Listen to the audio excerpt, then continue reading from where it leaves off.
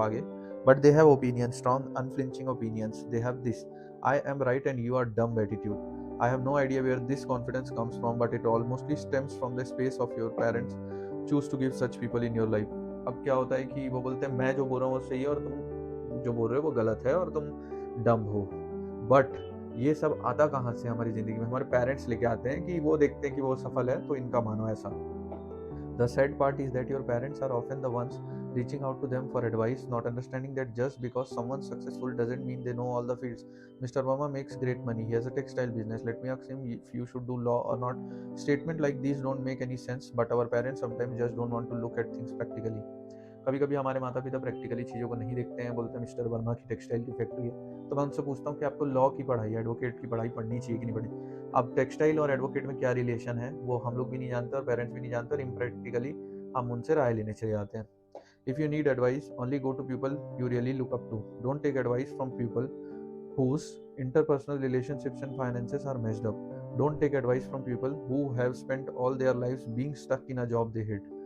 ये बोल रहा है कि अगर आपको एडवाइस चाहिए अपने करियर से रिलेटेड तो आप उससे लीजिए जो कुछ सेंस बनाता है, जो उस फील्ड का है. अब आप लोग चले जा रहे हैं कि ऐसे लोग के पास लेने जो जिंदगी भर वो जॉब किए जिसे वो खुद ही नहीं पसंद करते थे, तो उन लोग क्या अपना फ्रस्ट्रेशन या जो वो नहीं कर पाया वो होगा. और आदमी के ऊपर है, आदमी जो भी करना चाहता है वो खुद उसके लिए जिम्मेदार होता है. When you listen to irrelevant opinions and advice, you end up questioning what you originally wanted to do. You begin wondering if what everyone else is saying makes sense and if you are going nowhere with your ideas, plans, but that's not the case. होता क्या है कि आप जैसे फालतू के opinion को सुन लेते हो, बाद में आप पछताते हो कि मेरे को ये वाला करना ही नहीं था और मैं ज़बरदस्ती उसी फील्ड में चला गया हूँ. और ये भी कोई सेंस नहीं बनाता कि आपका आइडिया और प्लान क्या है और दूसरे से वो रिलेटेड है कि नहीं है. All my life I have hated since science and math. I barely passed these two subjects and scored the highest in the rest. My parents, however, wanted me to be a doctor and so they forced me to study science in the 11th standard. मेरे को science और maths नहीं पसंद था, फिर भी मुझे force किया गया कि 11th में तुम साइंस और मैथ्स पढ़ोगे क्योंकि बाकी लोग भी इंजीनियर बन रहे हो, तुम भी इंजीनियर बनोगे. When they discussed the possibility of me taking up humanities with my relatives, they said things that have stayed in my head ever since. He is ruining his life. He will never have enough money. Humanities are for those who don't score well. Your son has scored well. He should take science. अब ये आता है कि जैसे मैंने बोला कि मैं ह्यूमैनिटीज सब्जेक्ट लेना चाहूँगा तो कोई भी क्या बोलेगा कि ये अपना ज़िंदगी बर्बाद कर लेगा. ये 11th की बात हो रही है, अपना ज़िंदगी बर्बाद कर लेगा, ये पैसा ही नहीं कमा पाएगा. और ह्यूमैनिटी उसके पास होता है जिसका नंबर अच्छा नहीं आता है, मतलब आर्ट्स का है शायद तक तो कमा ले, और तुम्हारे बेटे का अच्छा नंबर आया तो वो साइंस क्यों नहीं लेता. ये एक जनरल पब्लिक की धारणा है कि भाई सब लोग उसी फील्ड में घुस रहे हैं तो तुम भी उसी में घुस जाओ. ऐसा नहीं होता, जो हम चाहते हैं उसमें हम घुसे. It was only after I started failing all my exams and my parents let me switch to the humanities. उसी के बाद जब मुझे बेमन से वो चीज़ें कराई गई तो मैं सारे एग्जाम में फेल होने लग गया और फिर मेरे पेरेंट्स को मुझे ह्यूमैनिटीज सब्जेक्ट ही दिलवाना पड़ा. I made it a point to study as hard as I could and do well. I scored 98% in my 12th boards. I got into Hansraj College, University of Delhi, and you are currently reading one of the many books that I have to my name. I have a long, long way to go, but I clearly did not ruin my life. I know I will always have enough money. मुझे पता था कि जो मैं कर रहा हूँ बेहतरीन है, मेरा 98% आया 12th में, और ये जो किताब पढ़ रहे हो ये भी मेरी मेहनत का नतीजा है जो मैंने अपने ऊपर विश्वास किया. और मेरे को पता था कि मैं पैसा तो कमा ही लूँगा, ऐसा कुछ नहीं कि साइंस लोगे तो ही पैसा है, वैसा चीज़ है. If I had listened to my relatives and not trusted my instinct that told me that I was meant for humanities, for art and literature, I would not be where I am today. You would not have the book in your hands and I would probably have ruined my life. अगर मैं अपने रिश्तेदारों लोग का सुन लेता और अपने अंदर की आवाज़ नहीं सुनता कि मेरे को लिटरेचर में जाना चाहिए और ह्यूमैनिटीज़ में जाना चाहिए, तो आज ये किताब मैं नहीं लिख पाता और आप लोग इसको पढ़ नहीं पा रहे होते और मेरा भी ज़िंदगी बेकार ही हो जाता. Don't miss out on creating your dream life just because some random relative does not believe in your potential ideas and plans. अपने प्लान मतलब अपने सपनों को मत छोड़ो कि कोई भी रिलेटिव आके बोल दे कि भाई ये कर वो मत कर. उसके चक्कर में आप अपनी ताकत, अपने आइडिया और अपने प्लान और स्ट्रेटजी को मत छोड़ो. The problem with most of our relative is that just because they are older than us they believe they are naturally smarter and while they may be smarter than us in the respective fields they have been working on all their lives, to generalize that they always have better ideas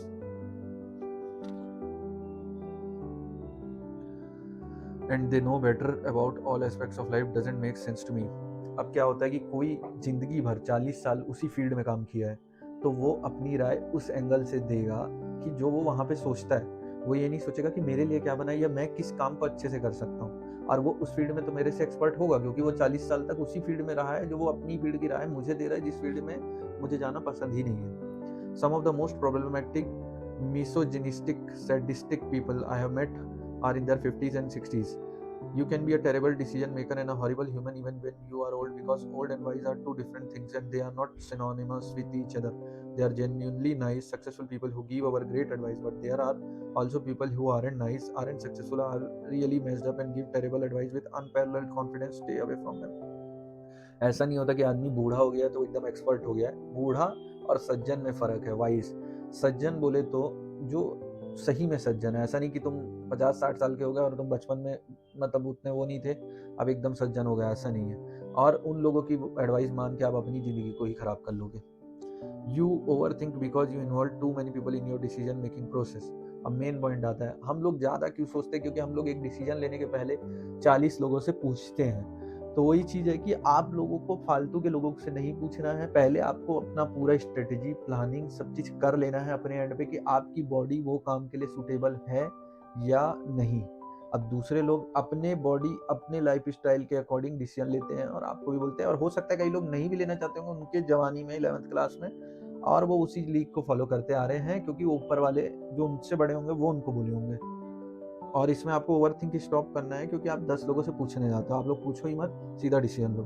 Too many chefs spoil the broth, they say, and it makes perfect sense, because why would you choose to fill your mind with irrelevant advice when you can simply choose to go to either a trained professional or someone who really has built a successful career in the field you are curious to explore. बहुत सारे अगर chef मतलब बावर्ची खाना बनाएंगे तो वो सब्जी को पूरा खराब ही कर देंगे। तो यही है कि आप 10 लोगों से डिसीजन लोगे तो 10 लोग अपने तरीके से बताएंगे और आप लोग भी अपनी सब्जी छोड़ो, इधर जिंदगी ही खराब हो जाएगी। आप लोगों को जो अच्छा लगता है, जो मन करता है, जिसमें आपको काम काम जैसा ही ना लगे, मतलब ऐसा लगे कि मजा आ रहा है और ये चीज करना है मुझे, तो वो चीज में जाओ तो ज्यादा फायदा है और ग्रो भी तगड़े से करोगे। और उन लोग से एडवाइस लो जो जिस काम को आप करने जा रहे हो उस फील्ड में है। जैसे 3 इडियट पिक्चर में वो फरहान कुरैशी फोटो खींचता है, मगर वो इंजीनियर की पढ़ाई पढ़ता है घर वालों के कारण, बट उसका फोटो जब वो फोटोग्राफर के पास जाता है तब वो उसकी, क्योंकि कला की पहचान जौहरी को ही होती है। ऐसा नहीं कि आप कर रहे हो फोटोग्राफरी और आप पूछ रहे हो इंजीनियर से, तो वो नहीं बता पाएगा। और इंजीनियरिंग में आपको इंटरेस्ट है, आपको इनोवेशन करना रहता है, तो आप फोटोग्राफर से राय नहीं ले सकते। ये एक एग्जाम्पल है। अब इस कहानी से हमें क्या सीख मिलती है इस चैप्टर से? What you take advice from, what you should take advice from, मतलब क्या who you take advice from, तुम किससे एडवाइस लेते हो, who should you take advice from, मतलब तुम्हें किससे लेनी चाहिए राय अपनी जिंदगी के decision. Rajesh uncle who hate his dead end job, career counsellor. Rajesh uncle से नहीं लेना है क्योंकि वो तो खुद ही अपनी जॉब जो 40 साल की है जिसको हेट करते हैं, कैरियर काउंसलर से लेना है जो कैरियर के बारे में काउंसलिंग करते हैं। Pinky aunty who doesn't lift a finger to do anything by herself, self-made individual who came from humble backgrounds but worked hard to climb the social ladder। Pinky aunty जो है दिन भर घर में आराम करती है, उनसे एडवाइस नहीं लेना है, और वो अपना उंगली भी नहीं उठाती किसी काम के लिए, मतलब कुछ एफर्ट ही नहीं डालती है। हमें ऐसा लेना है कि जो सेल्फ मेड इंडिविजुअल है, जो खुद के दम पे कुछ बने हैं, और ये सब सोशल लैडर मतलब आसपास के जो लोग हैं उन लोग से वो ऊपर उठे हैं, तो उन लोग से एडवाइस लेना है। Suresh uncle whose son got into a college via heavy donation, teachers from the field you are interested in pursuing. Suresh uncle जिन्होंने अपने बच्चे को डोनेशन देके पढ़ाई पढ़ाई है, उनसे राय नहीं लेना है। टीचर्स जो उस फील्ड से हैं और जिस फील्ड में आप जाना चाहते हो उससे राय लेना है। Ranjit uncle who is so much depth it's concerning, who is in so much depth it's concerning, people who listen to you with an open mind and genuinely want you to grow in life, not just try to prove how they are better than you। Ranjit uncle जो है वो खुद कर्जे में है और वो दूसरों को राय दे रहे हैं, उनसे नहीं लेना है। उनसे लेना है कि जिनका दिमाग खुला हो और जो आपको ग्रोथ करना देखना चाहते हैं, जो नेगेटिव बातें कम करे कि जैसे अरे ये करेगा तो ये हो जाएगा, ये कर, सेल्फ डाउट खत्म कर दो भाई। मैं जो करूंगा मैं अपने लिए बेहतरीन करूंगा, नहीं भी कुछ हुआ तो ये मजा आएगा कि मैंने किया तो सही जो मैं चाहता था। मजा उसमें है, मजा उसमें नहीं है कि बहुत सफल, और सफलता तो ऑटोमेटिकली आपको हो ही जाएगी क्योंकि अगर आप मन से उस चीज को करोगे तो होगी। और ऐसे लोगों से मत राय लो कि बेटा मैंने तो ये कर लिया वो कर लिया, वैसा नहीं होता है। वो क्या किया नहीं किया वो आपके लिए नहीं है, आप अपना माइंड खोल के सोचो कि आपके लिए क्या है। Also this generation has the gift of AI, you have all sorts of information available at your finger tips. अब लास्ट में वो कहता है कि आप लोग ज़रूरी नहीं है कि ये लोगों से ही पूछें, या टीचर नहीं भी मिलता है, आपके पास एआई है इस ज़माने में। एआई से बढ़िया कोई चीज़ नहीं है, वो पूरा डेटा क्लब करके बताता है, आप अपनी फील्ड डालो सब वो बता देगा। और एआई भी बहुत सारे टाइप के होते हैं, आप किसी भी एआई को यूज़ कर सकते हैं। When you are trying to make a decision, try to use AI to help you. अब एआई को कैसे मदद में लें? Make a pros and cons list. If you are not satisfied, ask it to send you 50 pros and cons. Keep asking for more until you are content. Pros and cons list बोलो, जैसे मेरे को ये field में जाना है तो इसका क्या फायदा क्या नुकसान है, और 50 फायदा 50 नुकसान देखो, पढ़ो, और उसको जब तक के देखो और बढ़ाते जाओ जब तक कि आपको लग जाए कि भाई अब मेरे को मतलब समझ आ गया है। Conduct a comparative analysis with your other options. For instance, if you are planning to buy a car, you can just ask AI to make a table comparing two or more cars, their features, market value etcetera.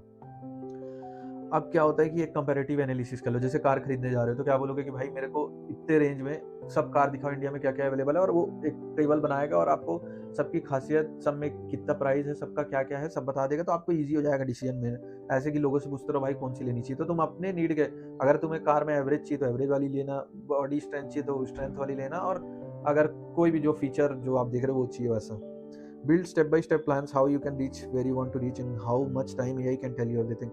Step by step plan को बोलो, उसको बना के देगा AI आपको कि आप कहाँ पहुंचना चाहते हो और कितने टाइम में पहुंचना चाहते हो, तो एआई आपको स्ट्रेटजिक एक प्लान देगा बढ़िया वाला। Ask all that if questions including but not limited to what if this doesn't work out, what if my relatives are right, tell AI what exactly they are saying and I will tell you objectively if they are making sense or not, what if I regret this, what should be the next step, so on and so forth. आप अगर आपको लगता है कि what if वाला doubt आता भी है तो आप वो भी एआई को बताओ और सारे कमेंट्स बताओ, वो आपको बताएगा कि ये सही है कि नहीं है अकॉर्डिंग टू द डेटा, हवा में बात नहीं करेगा। Please don't get confused and anxious because of people who don't care if you do well in life or not, but only cares about refusing your ideas and beliefs to make the point that they are older and wiser and you are a child who doesn't know what's good or bad for you. कोई अगर तुम्हें इसी के लिए advice देगा कि वो ज़्यादा स्मार्ट है और तुम बच्चे हो, तुम्हें नहीं आता, तुम जिंदगी में कुछ नहीं कर पाओगे और तुम्हारे आइडिया को बुरा है, बेकार है, ऐसे तो वो बल्ब बनाने वाला जो था थॉमस एडिसन, उसको 1000 बार बल्ब बनाया होगा तो लोग बोलते होंगे अरे ये सब क्या टाइम पास कर रहा है, मोमबत्ती जला ले, लेकिन उसने बल्ब बना के दिखा दिया। तो ऐसे फिर आविष्कार हो ही नहीं सकता है कि आप अगर दूसरे का सुनने लग गए और हो गया, और ऐसे लोग का सुनने लग गए जो खुद ही कुछ नहीं किया। The people who truly care about you want to grow in life and be happy with or without abiding by a plan that they approve of. They will celebrate you right from day one. They will cheer so loudly for you that your faith in yourself will grow too. ये कह रहे हैं कि आप उन लोगों को अपने इर्द गिर्द में कर लो और उन लोगों से राय लो जो आपको सही में सक्सेसफुल होना देखना चाहते हैं। उन लोगों से मत लो कि जो आपके गोल को ही हटा दे, बोले कि ये सब आइडिया बेकार है, ये सब नहीं चलता है, ऐसा हमने करके देखा, हमने करके देखा। आप अपने मन से पूछो और ओवर थिंकिंग कम कर दो, 50 लोगों से डिसीजन लेना कम कर दो, डिसीजन लो अपने, पूरा पहले समझो। जैसे बोलते हैं ना कि धर्म मानने की चीज नहीं है, वो फॉलो करने की चीज है। ऐसा नहीं कि मैं हिंदू हूँ तो मैं हिंदू का मान नहीं रहा हूँ, मैं फॉलो कर रहा हूँ, मेरे को दिख रहा है कि उसमें क्या क्या खास बातें हैं, क्योंकि मैं उसको जी रहा हूँ, मैं स्ट्रेटजी बना रहा हूँ। तो आप लोग भी स्ट्रेटजी बनाओ, अपने से डिसीजन लो, पहले सब लोग का ले लो, उसका एनालिसिस करो, एआई का यूज करो, आज के जमाने में एआई है तो आप लोग को मदद मिलेगी उस चीज से। ये चैप्टर हमें ये सिखाता था कि ज़्यादा ओवर थिंक नहीं करना है, डिसीजन लेने पे टाइम वेस्ट नहीं करना है कि डिसीजन ही सोचे जा रहे हैं और डिसीजन ले नहीं रहे और 10 लोगों से पूछ रहे हैं। तो आज के लिए इतना ही। अब हम आपको अगले व्लॉग में दिखाएंगे इसमें कि अगला चैप्टर क्या कहता है और कैसे हम ओवर थिंकिंग को अपनी ज़िंदगी में रोक पाएंगे। तो धन्यवाद आपका हमारा वीडियो देखने का। चैनल को सब्सक्राइब करें और लाइक करें और कमेंट भी करें वीडियो में, ताकि इसकी रीच बढ़े, और अपने फ्रेंड्स के साथ शेयर करें अगर आपको पसंद आया होगा। Thank you.